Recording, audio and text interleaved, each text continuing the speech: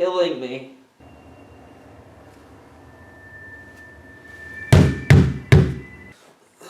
What? Hold your horses, I'm coming!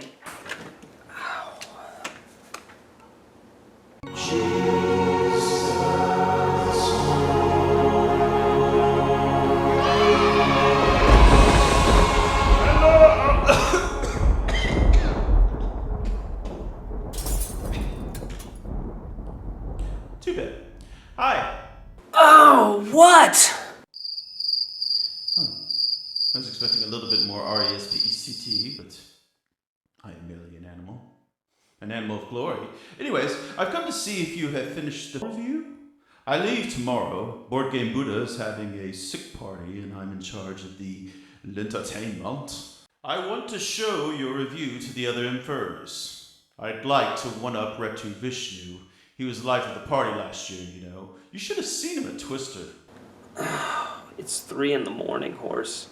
How am I supposed to get all this done by myself? Is there any way you can help me? Oh, nay. After all, I have an appointment at the Heavenly Spa. I gotta get my mane in Hoofstead. Blessed assurance. I'm not gonna be a wallflower this year. Toodles!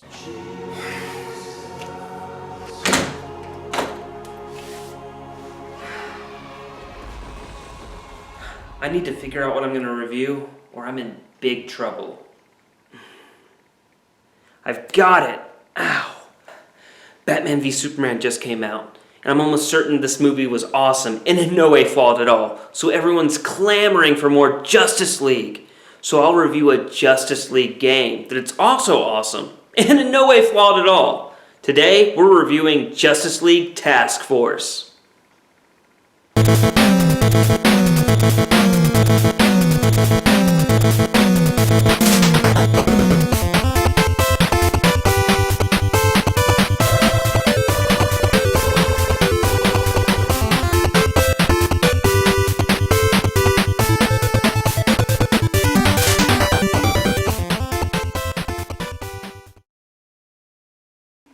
Justice League Task Force is a fighting game released in 1995. It was published by Acclaim and was developed by Sunsoft, creators of some of the greatest Batman games ever made. Task Force was co-developed on the Super Nintendo by a company you may or may not have heard of called Blizzard Entertainment.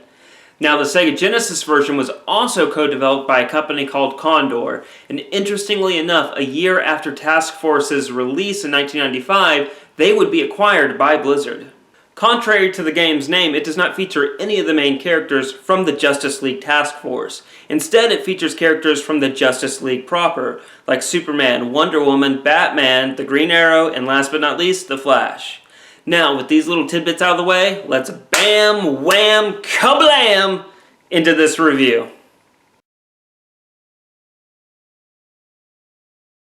Presentation is probably the strong point of this game. The plot revolves around Darkseid invading Earth and kidnapping your fellow Justice League members and replacing them with clones. Or are they robots? I don't think they ever make that really clear in this game. The Sega version treats you to an intro with Darkseid giving you the traditional bad guy monologue. Two things here, guys. Firstly, Darkseid sounds like he's bored and annoyed that he has to invade the Earth so he can conquer the universe. And secondly, he's kind of a mouth breather. It's like being on Xbox Live with Play Satan. You will never defeat me. That's nice, Play Satan, but could you revive me? I control the technology. Well, I'm glad you have the technology. Could you revive me? I'm getting swarmed by zombies here. I have the power to control your mind. Could you stop breathing on the mic? Jesus! All in all, the intro is pretty badass with a rockin' intro song. The Super Nintendo version, though, is rather bland. A reoccurring theme with these two versions, you'll find out. Justice League on the Genesis looks really good and fits well with DC's traditional gritty look with its visuals. Now, all the fighters look very distinct and well animated. The detail in the stages, though, are decent but nothing too special. And the one drawback to them is they're pretty small for a fighting game. The Super Nintendo version looks a little better with the colors popping more and a little bit more detail on the fighters. Look at those gorgeous 16-bit mullets! Super Nintendo stages are bigger and have much more detail in the background, though the Super Nintendo version does fall short in story mode. Your selected hero is shown with the previous level behind them in the Sega version, where in the Nintendo version, it's your fighter just behind the same background over and over again. This is a small but important difference. You see, the same bland background on the Super Nintendo version kept pulling me out of the immersion of the game. With all that said though, both versions deliver a good presentation, with the Sega Genesis edging out just a bit.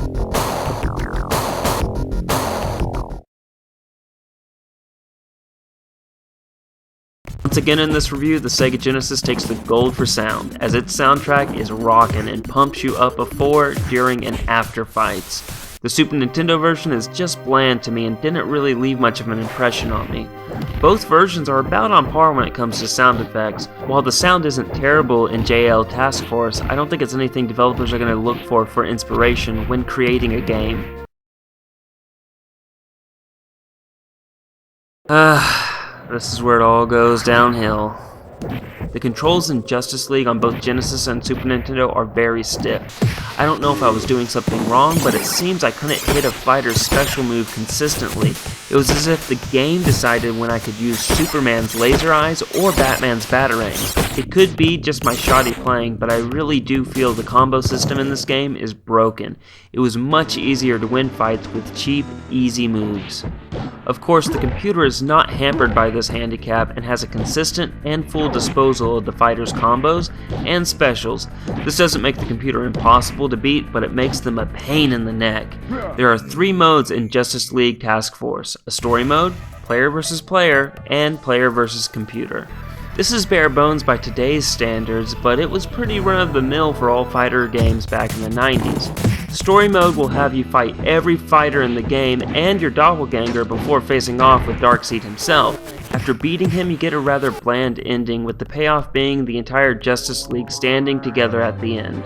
Now, the 2 latter modes should be pretty self-explanatory. A cool feature in these modes is it keeps track of your wins and your losses between the players and the individual fighters. And speaking of the fighters, there's not a whole lot of variety, with only 9 characters, and that's including the boss of the game, Darkseid. You think there would be a lot of difference between them, but they don't really feel all that different except for the slight variances, like the Flash being a little faster, or Superman's attacks being a little stronger.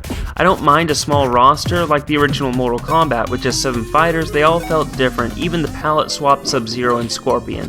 Justice League Task Force, however, executes this very poorly.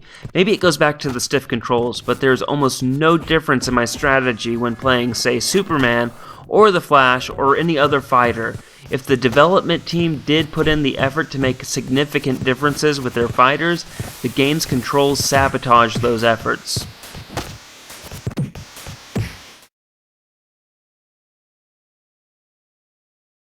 Justice League Task Force for the Sega Genesis and Super Nintendo is a mediocre game, and is definitely a clone of Mortal Kombat and Street Fighter, but with DC heroes and villains slapped onto it.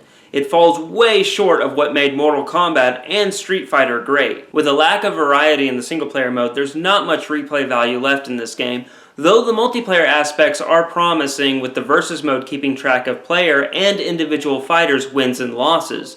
This should provide a very fun, competitive game night with friends. My final verdict for Justice League Task Force is it's not a must-buy for the collector, and definitely a do-not-buy for the casual owner of the Super Nintendo and Sega Genesis. The only thing this game really has going for it is its iconic roster of DC superheroes and supervillains. Now, if you must absolutely get this game, I would suggest the Sega Genesis version, as it has slightly better gameplay and better overall presentation. Like with the current DC cinematic universe with Batman v Superman, Dawn of Justice, Justice League Task Force attempts to emulate other franchises' success, but with poor execution and half-baked ideas. That's the review. I'm 2-Bit. You guys stay safe and play on. Ugh, thank God. That review is over. I'm gonna get some sleep. What? Oh God, it's the big one. I